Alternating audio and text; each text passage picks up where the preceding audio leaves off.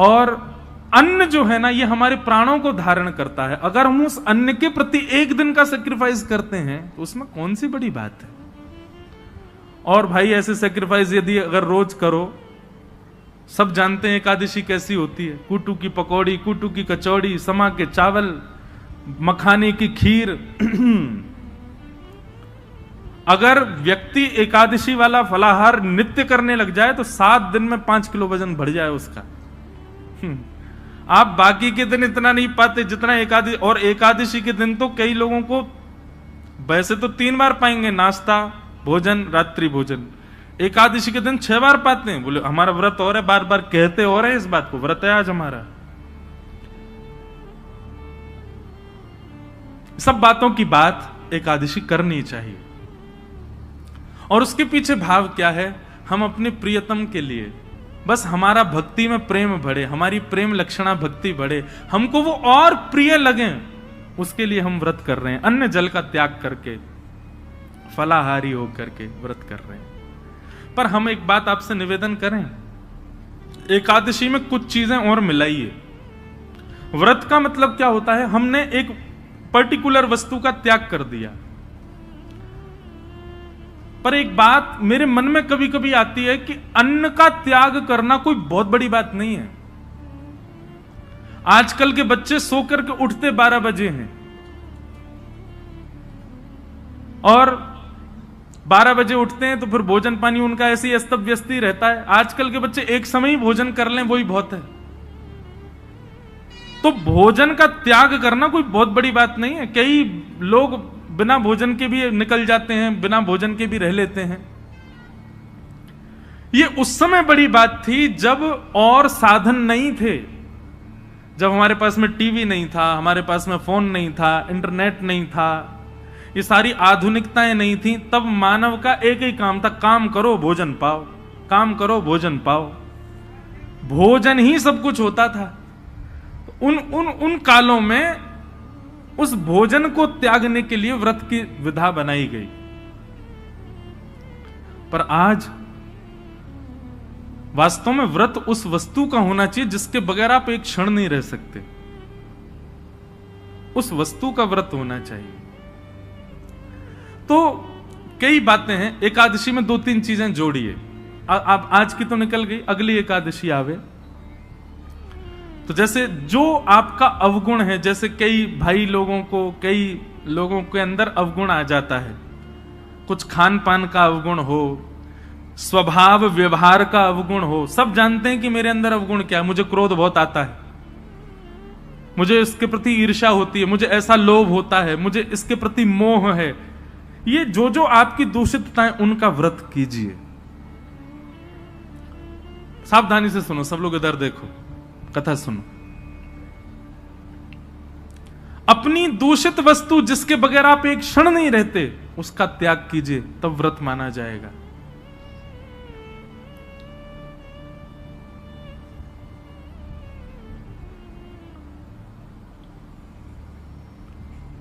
निकालिए, लिस्ट बनाइए, ऐसे कौन कौन सी वस्तुएं हैं जिनके बगैर आप एक क्षण नहीं रह पाते। संसारी वस्तु, उसका व्रत कीजिए, एक दिन व्रत कीजिए। अगली एकादशी पर नियम बनाओ। सबसे ज्यादा तो फोन ही है भैया, उसके बिना ही नहीं रह पाते हम। अगली एकादशी प्रयास करके देखो। हम अपने ऊपर इसलिए लागू नहीं कर सकते, हम तो सफर में रहते हैं, इधर उधर आना जाना लगा रहता है, तो कुछ ना कुछ काम रहते हैं, तो इसलिए हम वो तो नहीं करते।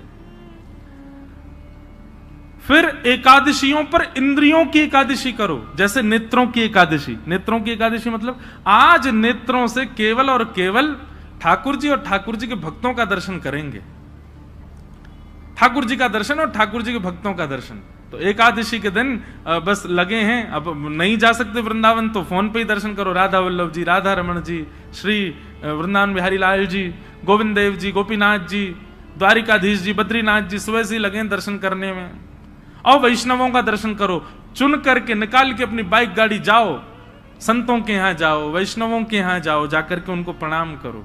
एकादशी ऐसे व्यतीत करो। नेत्रों की एकादशी, कानों की एकादशी। क्या आज इन कानों से केवल भगवत चर्चा सुनेंगे, सूर्योदय से लेकर के सूर्यास्त तक और कुछ करना ही नहीं है। कीर्तन और भजन, केवल भगवत चर्चा ही श्रवण करनी है। कानों की एकादशी, मुख की एकादशी दो प्रकार से हो सकती है, या तो मौन रहो या फिर केवल और केवल भगवान नाम ही कहो, और कुछ बोलना ही नहीं है, केवल भगवान नाम। मुख की एकादशी। हाथों की एकादशी कैसे निकालो, सवेरे निकल जाओ 6 बजे महाराज, मंदिर जो हैं आपके क्षेत्र में सबकी सफाई करना, सब जगह जाकर के स्वच्छता करना, सबके ठाकुरों की सेवा करना, हाथों से सेवा। पैरों की एकादशी, प्रदक्षिणा करो, परिक्रमा, गैया की परिक्रमा, माता पिता की परिक्रमा, मंदिरों की परिक्रमा। ऐसे भैया अपने तन से एकादशी करो, केवल अन्न छोड़ने मात्र से काम। ये आगे की विधा है, पहले अन्न से ही शुरू कर लो, पर शुरू करो। ये 3 निष्ठाओं का यदि आपने पालन कर लिया तो दावे से कह रहे हैं अंतिम श्वास से पूर्व ही ठाकुर जी का निश्चित दर्शन होगा, निश्चित ठाकुर जी अनुग्रह करेंगे। और भाई प्रयत्न तो करने पड़ेंगे, बिना प्रयत्न के ठाकुर जी तो नहीं मिल रहे। हम इतने बड़े भक्त तो है नहीं कि ठाकुर जी बेचारे हो गए कछु ना करे, आज में ले आओ याते, कछु तो करो।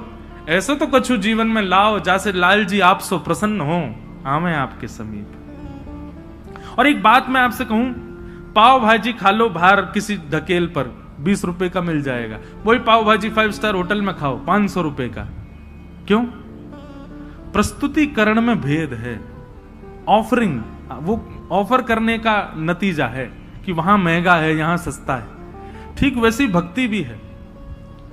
एक लोटा जल लिए, उसी में तुलसी डाल दी, उसी में चावल डाल दी, उसी में रोली डाल दी, उसी में चीनी डाल दी, उसी में सब डाल दी, जा गए शंकर जी पर चढ़ा के और नियम करके त्रिपुंड लगा के बेलपत्र चढ़ा के सिर पे लेके आ गए। एक तो ये ऑफरिंग है और एक दूसरी ऑफरिंग है, सारी सामग्री बढ़िया सुंदर सजा करके लेकर के गए, एक एक करके एक एक सामग्री शंकर जी पर चढ़ा रहे हैं, सुंदर कोमल हाथों से शंकर जी के सुंदर अभिषेक कर रहे हैं, और उसके बाद में सुंदर इत्र लगा करके त्रिपुंड लगा करके प्रणाम करके खूब देर रज रज के भाव से करके आ रहे हैं। दोनों में अंतर है कि नहीं?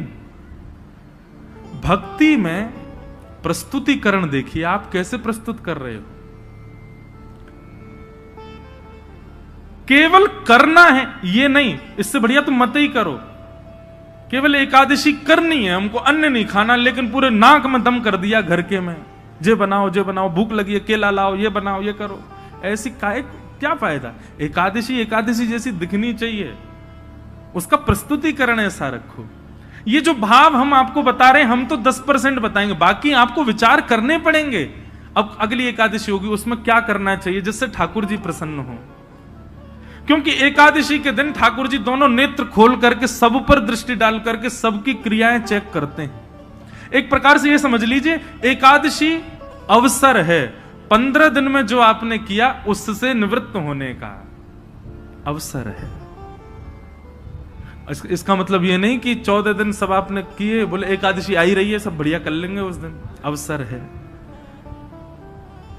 अवसर मिला, अब अगले दिन से प्रयास करें कि अब दूषित नहीं करना है। बहुत सारे भाव है, मैं तो बोलते ही चला जाऊंगा। हमारे गुरुदेव एक बात कहते हैं कि भाव थोड़े कह करके और फिर आगे बढ़ो। मैंने कहा क्यों गुरुजी, पूरा प्रस्तुतिकरण ही कर? बोले नहीं, कुछ गृह कार्य रहने दो ना, उनको भी सोचने दो, श्रोताओं को भी। तो अब आगे की चीज आप विचार करो। ये 3 निष्ठाएं हैं, इन तीनों निष्ठाओं में एक चीज का ध्यान रखना है, प्रस्तुतिकरण। नाम जप कितना कर रहे हैं ये जरूरी नहीं है, पर जितना कर रहे हैं कैसे कर रहे हैं ये आवश्यक है। तुलसी निष्ठा केवल गले में पहन करके डोल रहे हैं ये नहीं, तुलसी जी को धारण करके आप कितना मान सम्मान का ध्यान रख रहे हैं, कितने आचार विचार की शुद्धता कर रहे हैं ये आवश्यक है। एकादशी कर रहे हैं, पर एकादशी के दिन आपका व्यवहार, आपका स्वभाव, आपकी क्रियाएं कैसी हैं उसका ध्यान रखें। तो आज एकादशी है और आज हमारे वृंदावन के मुकुटमणि ठाकुर जी श्री राधा वल्लभ लाल जी को जिन्होंने प्रकट किया, ऐसे श्री हेतरवंश महाप्रभु, उनका प्रादुर्भाव हुआ, उनका प्राकट्य आज के दिन हुआ।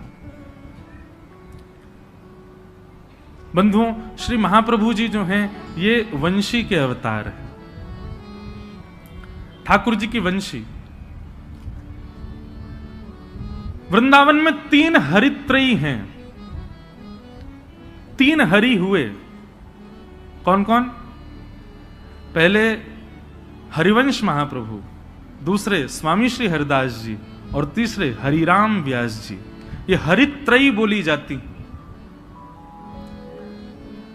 और इन हरित्रयों के रूप क्या हैं?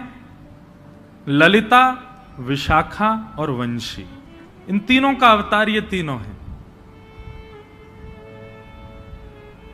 आप सबको पता है, और नहीं पता है तो सुन लीजिए। अभी मेरी नासिक में कथा थी तो इतना मुझे सुख मिला।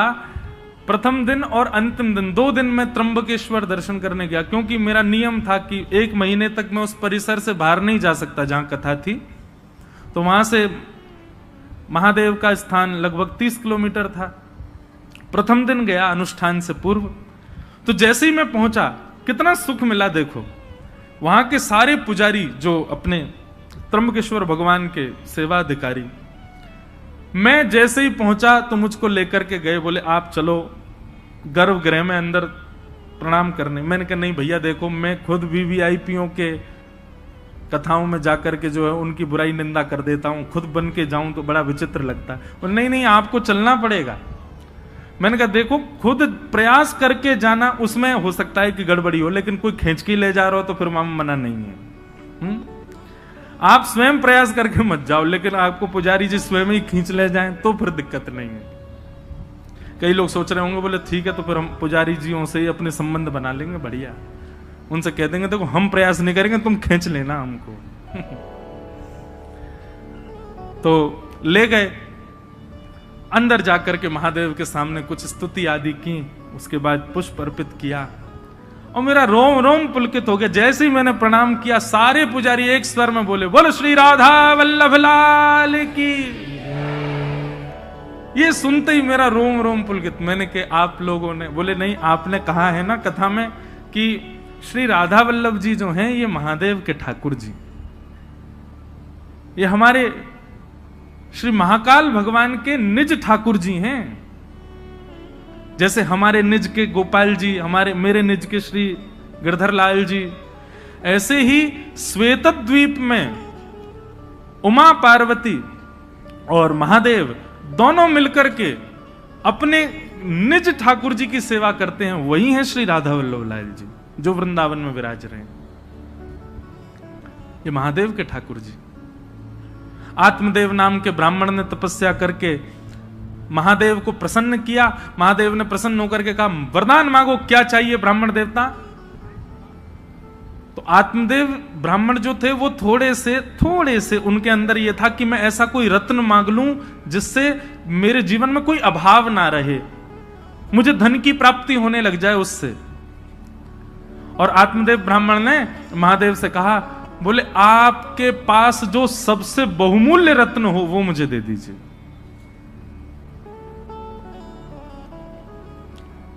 महादेव ने जैसे ही सुना नेत्र सजल हो गए। बोले तुम सब दुनिया मांग लो हमसे, लेकिन ऐसा मत कहो कि अपना बहुमूल्य रत्न दे दो, क्योंकि महादेव के बहुमूल्य रत्न तो श्री राधा वल्लभ जी हैं। महादेव ने जैसे मना किया, बोले रत्न मत मांगो, बाकी चाहे दुनिया की कोई वस्तु मांग लो। तो आत्मदेव ब्राह्मण को लगा रत्न बड़ा महंगा है, तभी देने से मना कर रहे हैं। चरणों में गिर गया, बोले चाहिए तो वही रत्न चाहिए जिसके लिए आप मना कर रहे हो, नहीं तो कुछ नहीं चाहिए। तब महादेव भाव नेत्रों से अश्रुपात हो रहे हैं, श्वेत द्वीप गए और जाकर के अपने त्रिभंग लली श्री राधा वल्लभ लाल जी को कंठ से लगाया और एक वस्त्र में ठाकुर जी को पधरा करके आए और आकर के उस आत्मदेव ब्राह्मण को प्रदान कर दिए। महादेव अंतर ध्यान हो गए। उसने तो उत्सुकता से जैसे ही वस्त्र हटा के देखा तो श्री राधा वल्लभ लाल जी खड़े थे। बट दुखी हो गया बेचारा। बोले मैंने तो रत्न मांगा था जी, ऊपर से सेवा और दे गए मुझको, तो वैसे ही खर्चा पूरा नहीं हो रहा घर का, अब इनको भी पधराना पड़ेगा सब कुछ। उनकी सेवा होने लगी। महादेव को बड़ी चिंता, मेरे ठाकुर जी की सेवा में सुख होना चाहिए। तब भगवान की वंशी महादेव ने उनको आज्ञा की, बोले आप सदा उनके अधर पर विराजमान रहती हो, और वंशी के मन में भी ये भाव रहता है कि ठाकुर जी मेरे कोमल छिद्रों को दबा करके मानो मेरी सेवा करते हैं, ठाकुर जी मेरी सेवा करते हैं। इससे वंशी को कई बार मन में ऐसा भाव आता है कि नहीं नहीं नाथ, मैं आपकी सेवा करूं, आप क्यों मेरी सेवा करते हैं। तो वंशी बड़ी कभी कभी व्याकुल रहती है कि मैं ठाकुर जी की सेवा करना चाहती हूं, पर ठाकुर जी देखो होठों की तकिया पे सुला करके अपनी कोमल उंगलियों से मेरे चरण दबाते हैं। मुझे कभी कभी बड़ा श्रम होता है इस भाव से। तो वंशी जी की इस चिंता को आज महादेव ने पूर्ण किया। बोले कि आप चिंता मत करो, आप चाहती हैं ना कि आप ठाकुर जी की सेवा करें, जाइए आप ही आचार्य चरण श्री हित हरिवंश महाप्रभु के रूप में पृथ्वी पर अवतरित होइए और जाकर के आत्मदेव ब्राह्मण के यहां से ठाकुर जी को ले जाकर के वृंदावन में विराजमान कर। तब भगवान की वंशी ही श्री हृदयवंश महाप्रभु के रूप में पधारे और आकर के उन्होंने ठाकुर जी की सेवा। महाप्रभु जी का चरित्र बहुत सुंदर है, संपूर्ण तो नहीं पर कुछ कुछ भाव में आज भक्तमाल जी में पढ़ रहा था। अच्छा, हमारी जीवन की सबसे पहली भक्तमाल कथा है इसी वर्ष 19 से 26 अगस्त हम भागवत कथा करते हैं और अभी साल में एक राम कथा का भी नियम हो गया है, एक एक ज्योतिर्लिंग में। पिछली बार सोमनाथ में थी, इस बार रामेश्वरम में है 24 दिसंबर से राम कथा। लेकिन हमारे वृंदावन के संत जनों की आज्ञा हुई कि लाला एक बार अब भक्तमाल जी में भी प्रवेश करो। मैंने कहा महाराज जी मैं भक्तमाल जी तो कहता ही हूं कथा में। बोले नहीं, स्वच्छंद भक्तमाल जी की कथा करो। तो जन्माष्टमी के अवसर पर 19 अगस्त से 26 अगस्त तक जयपुर में, क्योंकि भक्तमाल जी वहीं लिखी गई हैं, जयपुर में ही गलता जी हैं जहां पर भक्तमाल जी की रचना श्री नाभा गोस्वामी जी ने की, तो वहीं पर प्रथम भक्तमाल का। तो आज मैं भक्तमाल जी पढ़ रहा था, इतना सुंदर भाव, बहुत ध्यान से सुनिएगा। नाभा जी के गुरु जी की आज्ञा हुई कि हे नाभा जी आप एक काम कीजिए। बोले क्या? आपकी भक्ति इतनी तीक्ष्ण है, आपकी भक्ति इतनी प्रबल हो चुकी है, अब आप एक काम करो, बड़े बड़े रसिक जनों ने तो ठाकुर जी का यश गाया, पर आप ठाकुर जी के भक्तों का यश गाओ। तो नाभा जी ने भक्तमाल जी का मन बनाया कि अब मैं भक्तों की माला बनाऊंगा, भक्तों के एक बात सदैव याद रखना, ठाकुर जी का यश गाना ज्यादा कठिन नहीं है, ठाकुर जी के भक्तों का यश गाना बहुत कठिन है। ठाकुर जी के भक्तों का यश कहना बड़ा कठिन काम है, उसको समझना। ठाकुर जी की कृपा आप समझ जाओगे, पर भक्तों की लीला आप नहीं समझ पाओगे। तो श्री नाभा जी ने मन में विचार किया कि यश गाऊं ठाकुर जी के भक्तों का, तो श्रोता किसको बनाऊं। तो श्री नाभा गोस्वामी जी ने मन में विचार किया कि भगवान का यश भक्त सुनते हैं, तो भक्तों का यश ठाकुर जी सुनेंगे। और 24 अवतारों का सबसे पहला स्मरण किया नाभा जी ने। 24 अवतार बैठाए अपने सामने, ठाकुर जी के 24 अवतारों का आवाहन करके और उनको ही श्रोता बना करके नाभा जी ने भक्तमाल जी कहनी प्रारंभ की। उसमें सारे भक्तों के चरित्र आए, सुग्रीव जी से लेकर के हनुमान जी महाराज तक, और महाराज गरुण जी से लेकर के और श्री रामानुजाचार्य जी तक, सारे भक्त चिंतन करते जाते, जो जो भक्त अपने। अच्छा, एक और बात है, भक्तमाल में किन किन भक्तों के चरित्र हैं, तो श्री नाभा जी कहते हैं ठाकुर जी तो सबको प्रिय हैं, पर भक्तमाल में उन भक्तों के चरित्र हैं जो ठाकुर जी को प्रिय हैं। क्योंकि भाई 24 अवतार सामने बैठे हैं, तो 24 अवतार उन्हीं को सुनना चाहेंगे जो उनके प्रिय हों। उन भक्तों के चरित्र आए, लेकिन सारे भक्त आ गए भक्तमाल जी में, हमारे वृंदावन के रसिक जन नहीं आए। क्योंकि नाभा जी तो स्मरण करते थे ना, जो भक्त का चिंतन आता उसी का छप्पे छंद लिख देते, सबका यश गाया, लेकिन वृंदावन के रसिक संत जन चित्त में नहीं आए।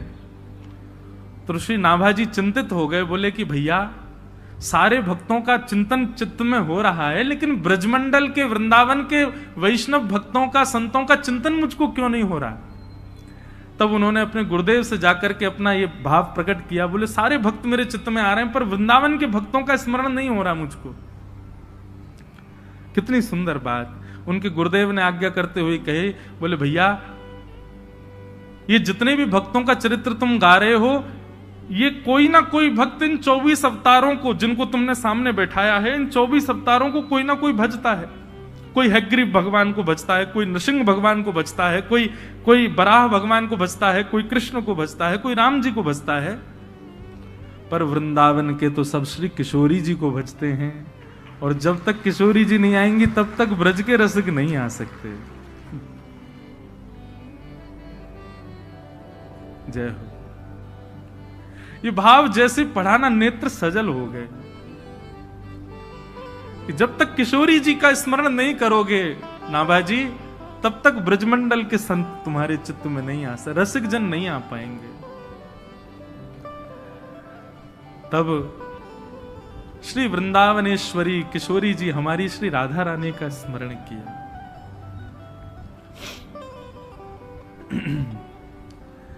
एक भाव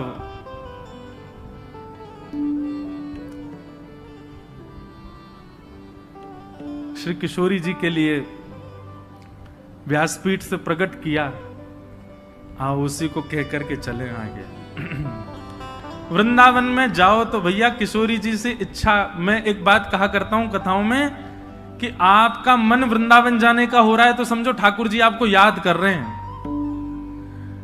आप भोपाल स्टेशन से ट्रेन में बैठ गए तो समझ जाना ठाकुर जी आपको याद कर रहे हैं। शताब्दी में जाओ, चाहे कौन सी भी ट्रेन में जाओ, यहां से निकल करके महाराज झांसी पहुंच गए तो समझ जाना ठाकुर जी याद, और जितना जितना वृंदावन के समीप पहुंचो समझना ठाकुर जी उतना ज्यादा याद कर रहे हैं। झांसी से फिर ग्वालियर पहुंच जाओ, मुरैना और सब पार करते हुए आगरा पहुंच जाओ, समझ जाना ठाकुर जी याद कर रहे हैं। लेकिन जैसे ही मथुरा पहुंचो और मथुरा में जाकर के रिक्शा में बैठ करके जैसे ही वृंदावन जाने लग जाओ तो भी समझना ठाकुर जी याद कर रहे हैं। लेकिन वृंदावन की सीमा में प्रवेश करते ही अपने मन को सांत्वना देते हुए कहना ठाकुर जी नहीं, श्री जी याद कर रही थी। क्योंकि भैया हमारे ठाकुर जी याद करेंगे ना तो हो सकता है ग्वालियर में ही इंजन खराब हो जाए। ठाकुर जी याद करेंगे तो हो सकता है मथुरा से दूसरी ट्रेन से वापस भोपाल आना पड़ जाए। ठाकुर जी याद करेंगे तो हो सकता है रिक्शा रास्ता में ही पंचर रह जाए। पर निर्विघ्न रूप से वृंदावन पहुंच गए तो यही समझियो श्री जी ने याद किया तभी हम पहुंच पाए हैं, नहीं तो ये श्री जी के कृपा के बगैर संभव नहीं। तो एक भाव मैंने हमारे लाल जी ने प्रकट करवाया कि वृंदावन में क्या क्या भावना होनी चाहिए चित्त में। सब लोग मेरे साथ गाओ, श्री जी को स्मरण करो तभी आचार्य चरण आएंगे। आज तीसरा दिन है कथा का, अब श्री जी आएंगी तो ब्रज के भाव अपने आप आएंगे। राधिका रानी जी, वृषभानु दुलारी जी, राधिका रानी जी, वृषभानु दुलारी जी, राधिका रानी। जो एक बात सुन लो, जो ताली बजा के नहीं गाएगा उसको अपने बगल वाले की सौगंध है, और जो ताली बजा के नहीं गाएगा उसको ये लगे बगल वाला मेरा शत्रु, मैं तो बिल्कुल नहीं बजाऊं, अगले जन्म में तुम्हारा ब्याह नहीं होगा। देखो खूब प्रेम से भाव से हमारी श्री जी को याद करो तो भैया निमग्न हो जाओ। भले ही नेत्र मत खोलो, नेत्र बंद करके वृंदावन का स्मरण करते हुए गाओ। ओ राधिका रानी जी, वृषभानु दुलारी जी, राधिका रानी जी, वृषभानु दुलारी जी। ओ सुन लो अरज हमारी हमारी, रहूं ब्रज रज को पास पास, रहूं ब्रज रज को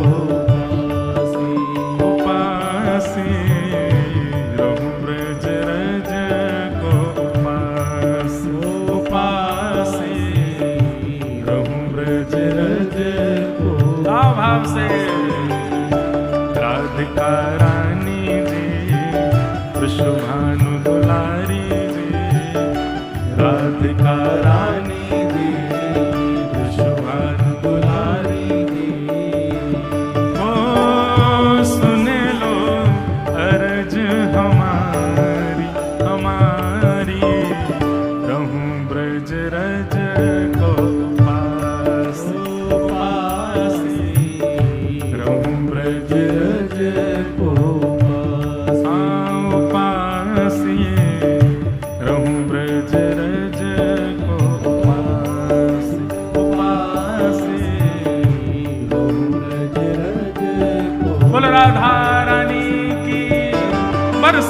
बारी की।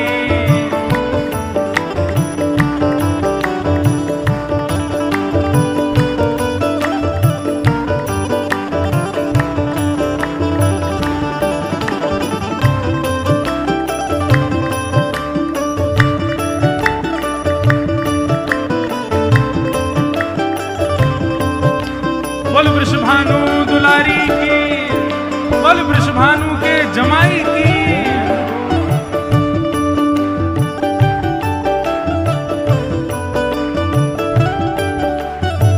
देखो इस पद में 3 बातें हैं। वृंदावन की मंगला कैसी होनी चाहिए, वृंदावन का मध्य दोपहर कैसी होनी चाहिए, और वृंदावन की शाम कैसी हो।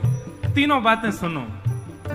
मंगला उठ यमुना जी नाम, मंगला उठ यमुना जी ओ मंगला उठ यमुना जी नाम, मंगला उठ यमुना जी। फिर श्री राधा वल्लभ के दर्शन पाऊं, राधा वल्लभ के दर्शन पाऊं, प्यारे राधा वल्लभ के दर्शन पाऊं, राधा वल्लभ के दर्शन पाऊं। ओ कीरत सुत प्यारी जी, वृषभानु दुलारी जी, कीरत सुत प्यारी जी, वृषभानु दुलारी जी। ओ सुन लो अरज हमारी हमारी, रहूं ब्रज रज को पास पासी, रहूं ब्रज रज को पासी, रहूं ब्रज रज को पासी पासी, रहूं ब्रज रज। भाव भाव से जय हो।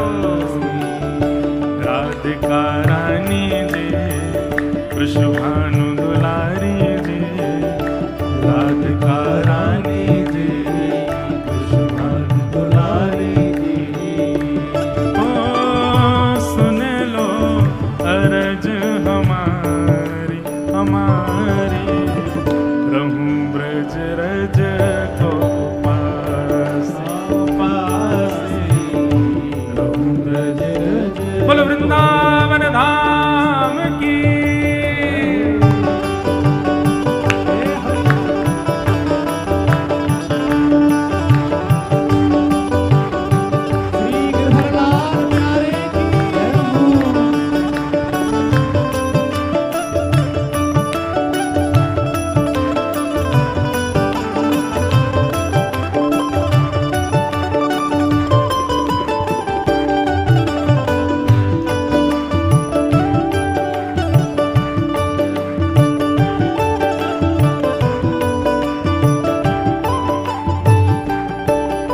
अब मंगला में क्या करना, यमुना जी नहाओ, राधा वल्लभ जी के दर्शन करो। अब आया राजभोग का समय, दोपहर के समय क्या करो, ब्रजवासिन के मधुकरी पाऊं, ब्रजवासिन के मधुकरी पाऊं। वृंदावन में कहीं बाहर भोजन नहीं करना है, जाओ किसी ब्रजवासी, अनजान ब्रजवासी, द्वार खटखटाओ, बैल बजाओ, वो निकल के आए तो उससे कहो आपके घर में जो कुछ बचा हो प्रसादी हमारे हाथ में दे, उसको पाओ। अरे भैया, जिन ब्रजवासी के घर में जबरदस्ती घुस घुस के ठाकुर जी भोजन करते हैं, हम तो मांग के पा सकते हैं ना, पाओ। ब्रजवासिन के मधुकर पाओ, ब्रजवासिन के मधुकर पाओ, ब्रजवासिन के मधुकर पाओ, ब्रजवासिन के मधुकर। उसके बाद श्री राधा रमण के दर्शन पाऊं,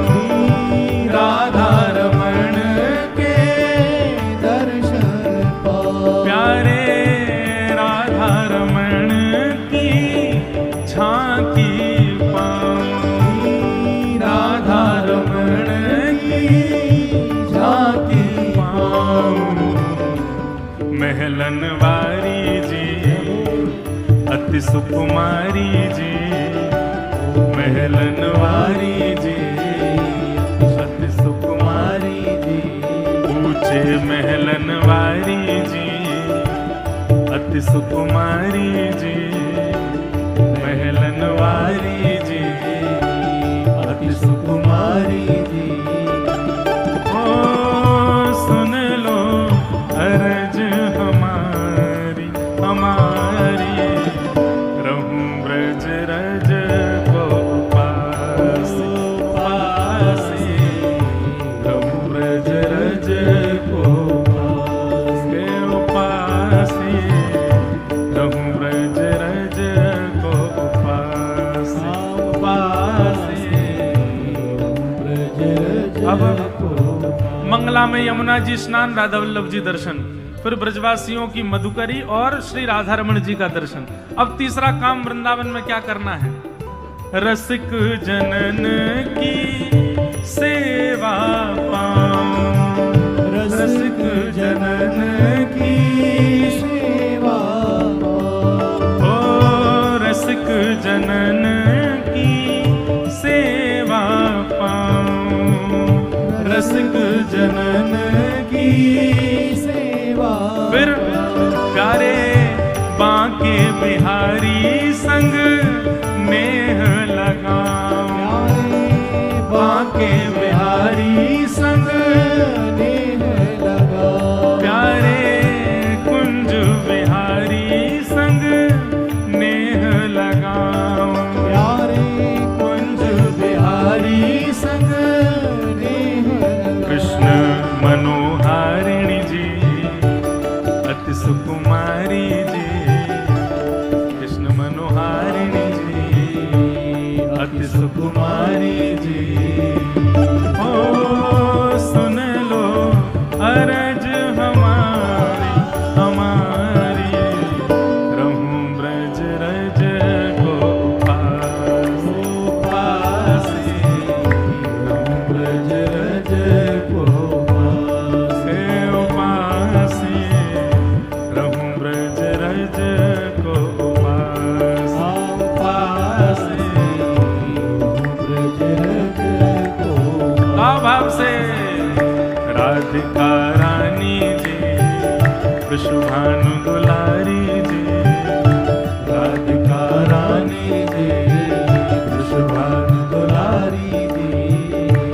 ओ सुन लो अरज हमारी हमारी, रहूं ब्रज रज को पासी पासी, ब्रज रज को पासी, रहूं ब्रज रज को पासी पासी, ब्रज रज को। अब मेरी भावना ऐसी कि मंगला हो गई राधा वल्लभ जी के दर्शन से, फिर ब्रजवासी इनकी मधुकरी पालई राधा रमण जी के दर्शन करके, और फिर साय संत जनन की सेवा करके बिहारी जी सो नेह लगा लियो। अब अंतिम इच्छा हमारे गिरधर लाल जी की छाप से कीर्तन लिखा गया है। अंतिम इच्छा क्या है? ये मधुकरी पाकर के, संतन की सेवा करके, यमुना जी में स्नान करके, तीनों ठाकुरन के दर्शन पाके चाहते क्या हो? तो ये अंतिम भाव, गोवर्धन पर्वत पे राजो, गोवर्धन पर्वत पे राजो, गोवर्धन पर्वत पे राजो। हे श्यामा जी, हमारी इच्छा ऐसी है, इन तीनों की ये काम करते हुए हम गिरिराज जी जावें, और जब गोवर्धन की परिक्रमा करें तो श्री गिरी कंदरा में आपके हमको दर्शन है जाएं। गोवर्धन पर्वत पे राजो, और श्यामाजू आप अकेली मत आइयो, तो हमारे नेक्स्ट से गिरधर लाल जी हैं, इनके संग पधारियो। गिरधर लाल संग दर्श करा दो, गिरधर लाल संग दर्श करा, प्यारे गोवर्धन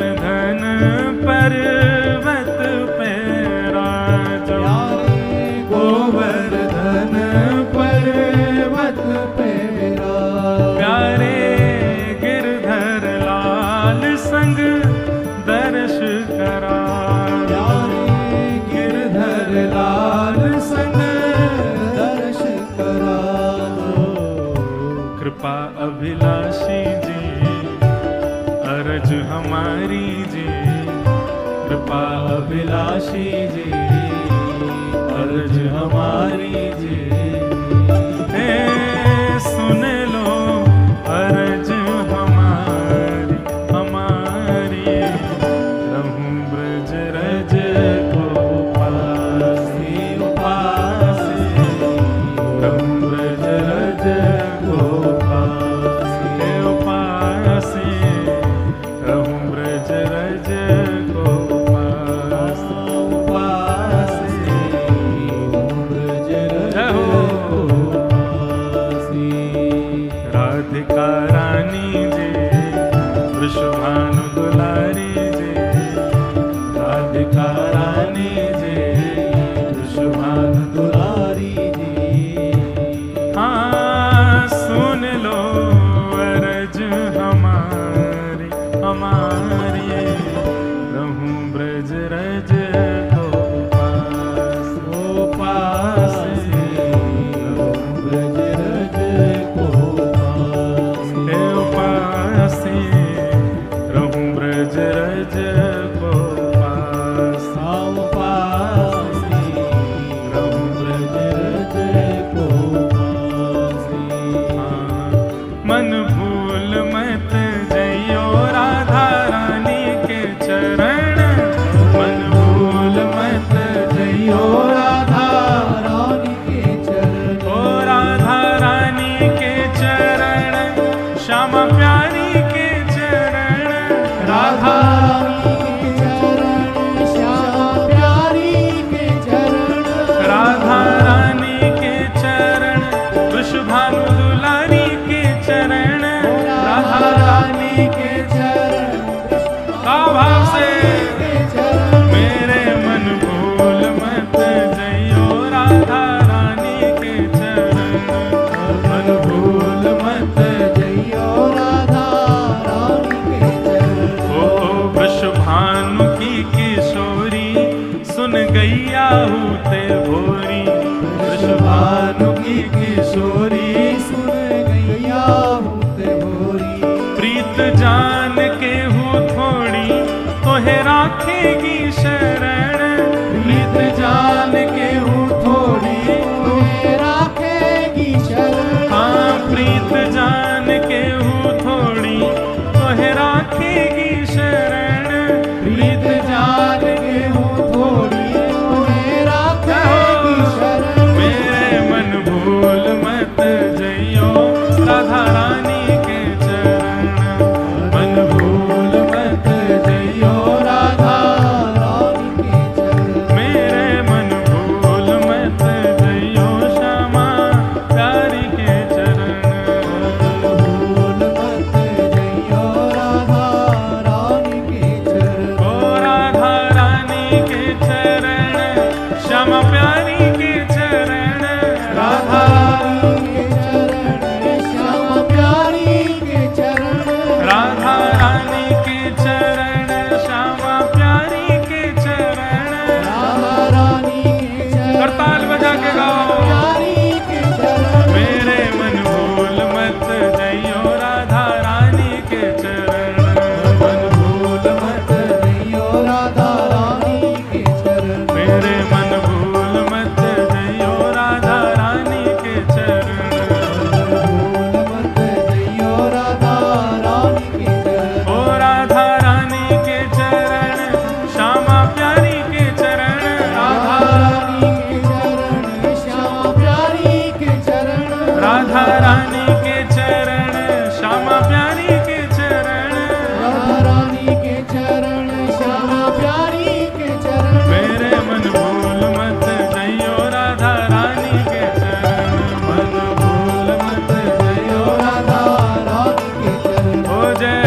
राधे राधे, राधे राधे, जय राधे राधे, जय राधे राधे, जय राधे राधे, जय राधे राधे, जय राधे राधे, जय राधे राधे, जय राधे राधे, जय राधे राधे, जय राधे राधे, राधे राधे, जय राधे